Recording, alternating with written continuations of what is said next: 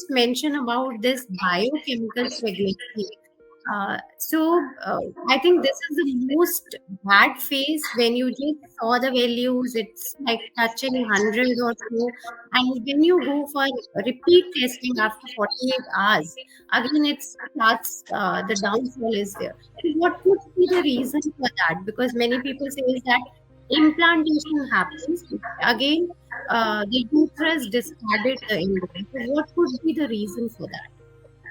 So first of all, we need to understand that when we do an embryo transfer, there are two things. One is we do what is called as the cleavage stage embryo transfer or a day 3 embryo transfer, and a blastocyst transfer or a day 5 embryo transfer. Now, all of us over the years, with excellent lab quality and also good expert embryologists and good services, we all have moved on from day 3 embryo transfers to day 5 embryo transfers.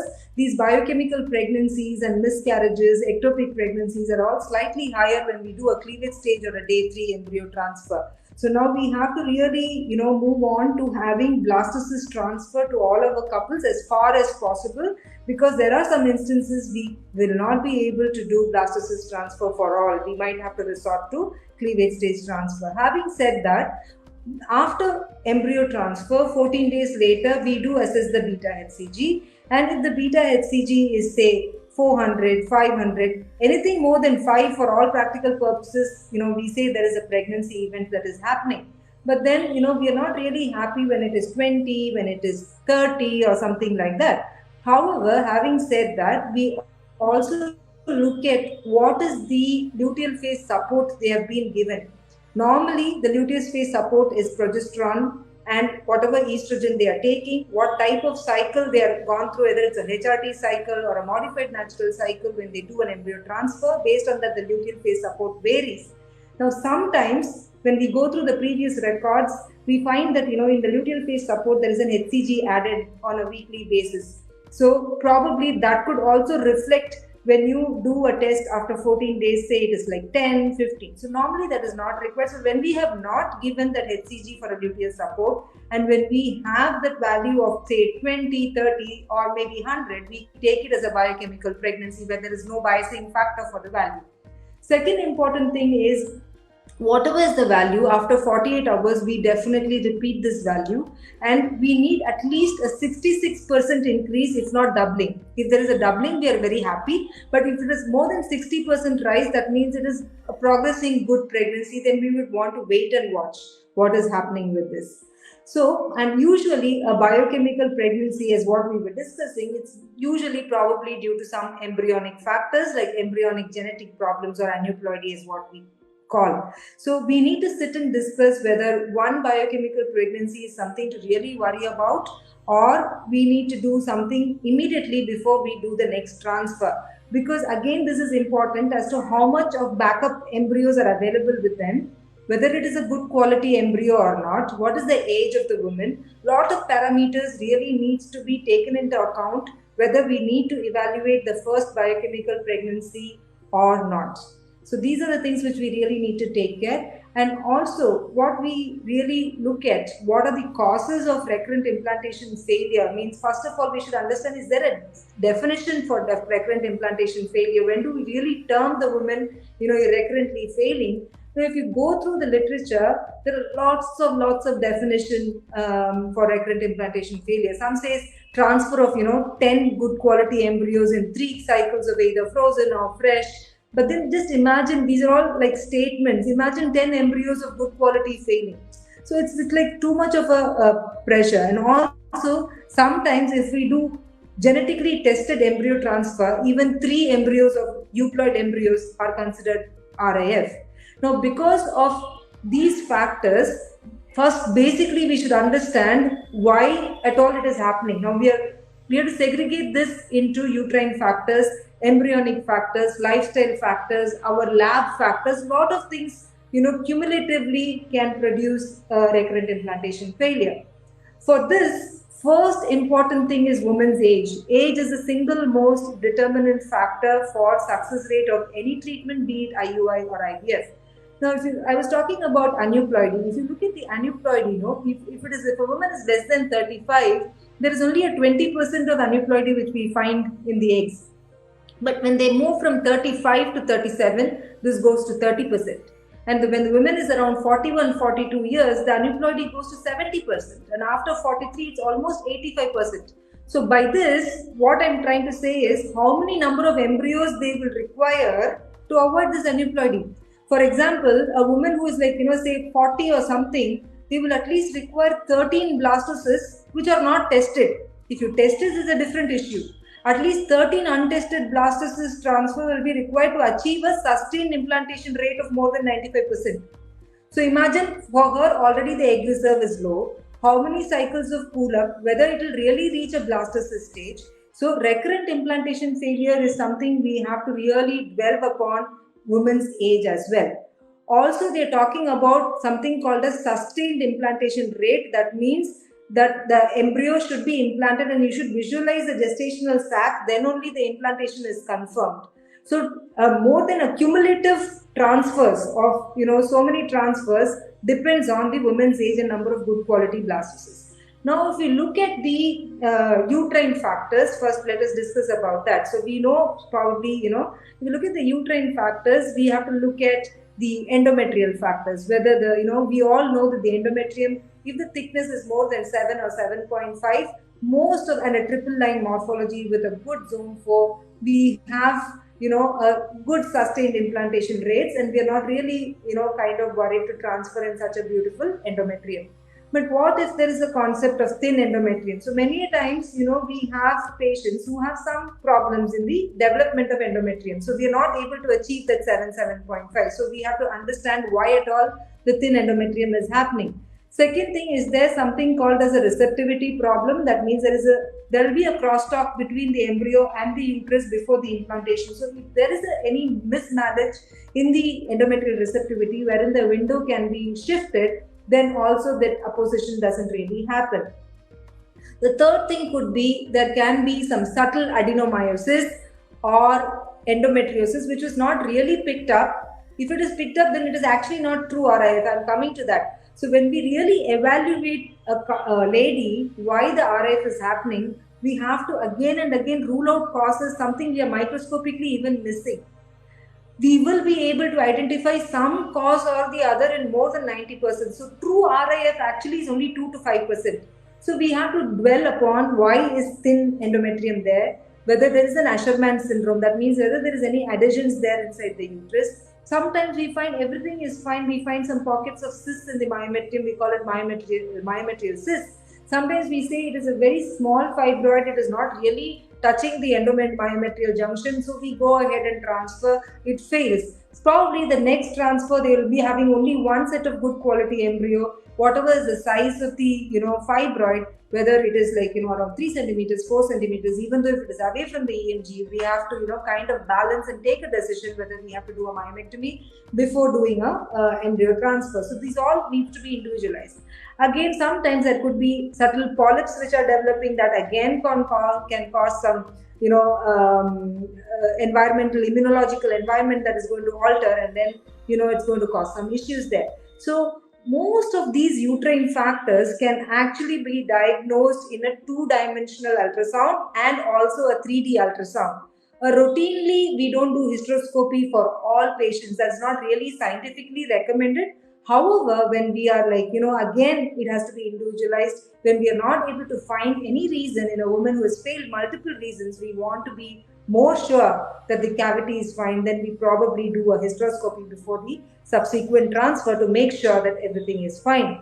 Now, if there is a fluid in the cavity, suddenly it is coming at different phases. Sometimes we do see that there is some fluid coming up. So we have to be very sure that there is no hydrosalpinx there, which is the cause for implantation failure. So we have to keep evaluating, be very sure before we do the subsequent transfer, and also not to miss any adenomyosis or a small septum or an endometriosis. Then our way of preparing the uterus itself becomes different and the supports are all different.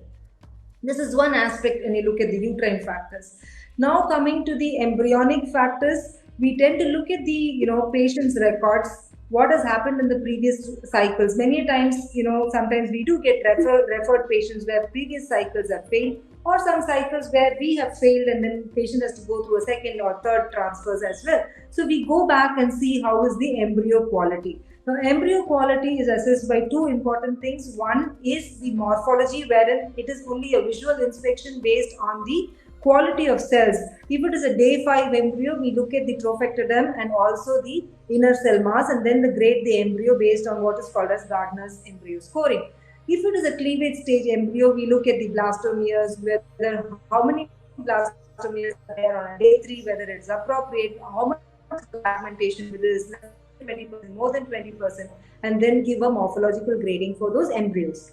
The second thing is to check the ploidy status of the embryo by doing what is called as pre-implantation genetic screening by aneuploidy or PGTA. Now, this has got a lot of science. However, we have to take this with a pinch of salt. That most of the embryonic factors or aneuploidy is on the age of the women. So we have to make a call based on how many embryos to test, after how many cycles of failed transfers we have to test these embryos. Also important is the lab environment, wherein you have to have an appropriate QA/QC and see that you have a consistent blastulation rate in your lab. So it is not like you just did 3 transfers and failed, and all the 3 transfers were cleavage, and none of the embryos reached a blastocyst, and you didn't have that in the last 3 or 6 months when you audit, there is somewhere problem in the lab quality, or the embryologists are changing in the lab, and there's some issue there happening which is hydrogenically causing a poor quality embryo. So we need to look into a lot of that science as well before saying that the embryo is bad. Now, having said that, most of us do excellent quality work, everything is fine, but then we are so desperate and say that, we don't understand why this beautiful euploid embryo failed to implant. So again, it is extremely, extremely distressing. So with this background, so embryo factor, the uterine factor, next there are some factors like, lot of research is happening into immunological factors. That means there is some rejection that is happening which we don't know why. Sometimes a lot of research which is happening, whether it's the male factor that is causing rejection in the female, and then it's not accepting, or some this Th1 Th2 imbalance is there at the time of implantation and it is not really implanting, or it's implanting and it's miscarrying recurrently. So a lot of blood tests and a lot of uterine tests are available to see how the immunology is altered in the women. But again, it cannot be routinely advocated. It is one, very expensive. Second, it is not a foolproof technology to say that this is the reason why it failed. So it is like an orange signal for us. We do use it, but for selectively in few patients where we know that it is true RIF, where it is like 2 to 5%, where we don't find anything at all, then the patients are desperate, we are desperate. So then we do take resort to immunological testing, and it has worked in that select group of patients where there is a lot of deviation, and we do suggest both dietary modifications where there are certain diets which can cause immunological problems, and so we suggest dietary changes based on the test, some medications, and there are some therapies like leukocyte immune therapy and everything. If it is done properly, then it is free of side effects, and if you have the evidence, and if you're doing all these therapy over the years, and if you have a data where it is probably benefiting, we also counsel the patients that it is purely your choice. This is a gray area for us. Probably it is in the research, but then we still have some patients, we don't know whether this is only going to work or there are multiple other factors which are going to work. And if the couple really consents to go ahead, then we do all these therapies. And also we do something called as PRP, and all those things are other factors based on this. Now the other things which we also look at is something called as thrombophilia testing, wherein if there is any problem in the blood coagulation, we do this APLA screening, factor 5, all these things. Now again, these are all very expensive tests. The whether it's really recommended or not, again, it's like very low quality evidence if we do research in the literature.